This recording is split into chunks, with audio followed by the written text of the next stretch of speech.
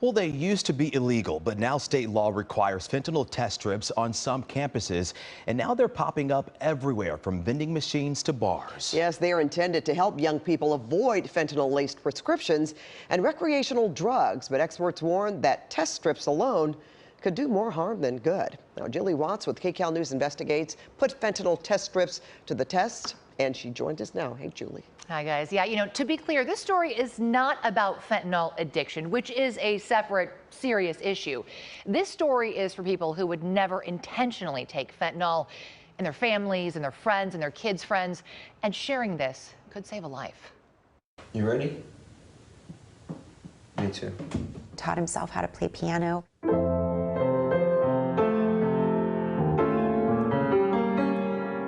He played violin in the orchestra. He was a straight-A student. He starred in the school musical. He was on the track team, on the soccer team. He got a nearly perfect score on the SATs. I mean, and he loved sports. He was really athletic.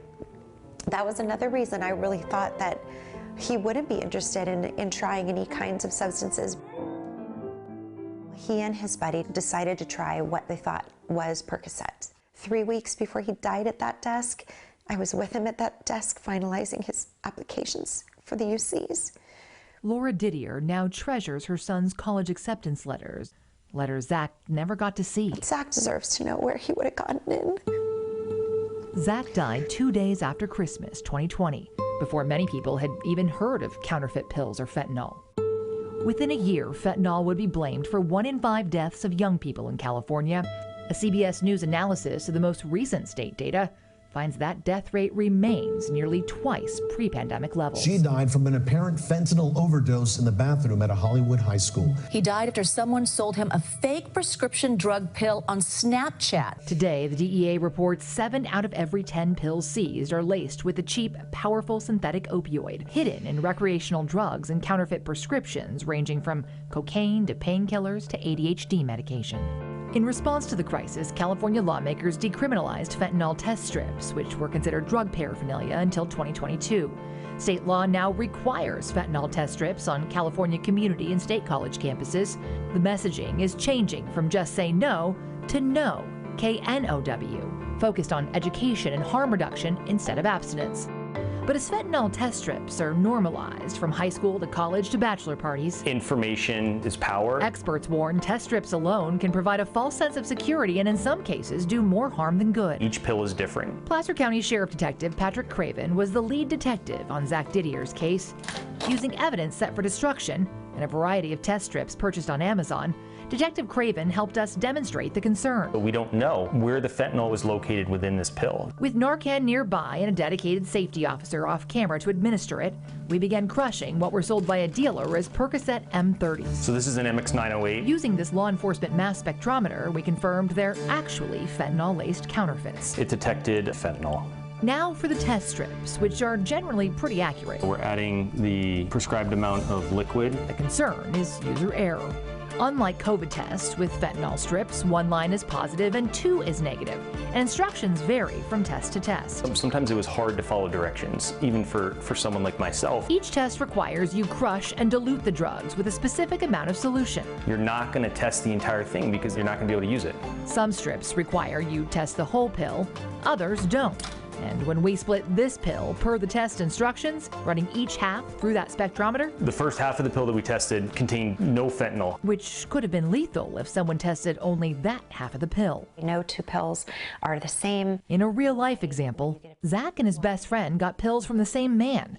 Zach overdosed. His friend did not. You test 1 pill, it does not guarantee that the next one isn't loaded with fentanyl. Laura has learned a lot since Zach died. This is what happened to Zach. And now shares that knowledge with kids at schools, with lawmakers at the state capitol, and with parents through her nonprofit work at songforcharlie.org. Her message? You're safer than Zach was. He didn't know all of the things you now know. Among the life-saving lessons she wants you to share? A pill in pill form has not been tested. The entire pill needs to be crushed. And she stresses you still need Narcan nearby with someone sober to administer it. It's really important for young people to understand. Narcan couldn't have saved Zach because he took his pill alone. His college acceptance letters were followed by condolence letters. Your son epitomized the kind of student we welcome most. The University of California mourns with you in your loss.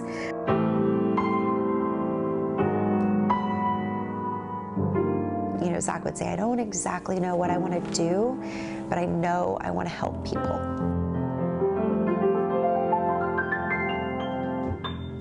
And his story will.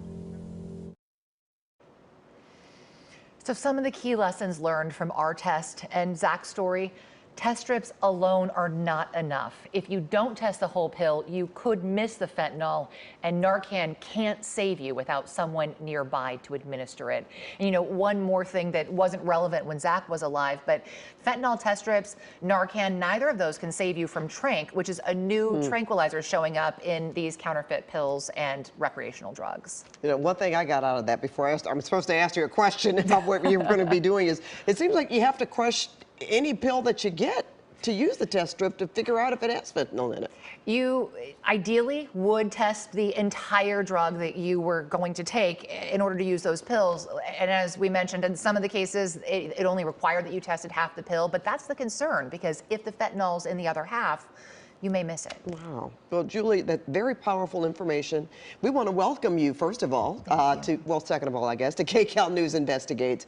And you are here with a specific mission, right? Tell us about it. Yeah, in this new role, I'm going to be focused on statewide investigations based out of the state capitol, where we're going to be asking the questions that your viewers here, that our viewers here in Southern California, they want those answers too. We're going to be holding lawmakers and state agencies accountable, and we're going to be doing it through character-driven stories like the one you just saw. And thank you for starting off with a life-saving report, Julie. Thank you for having me.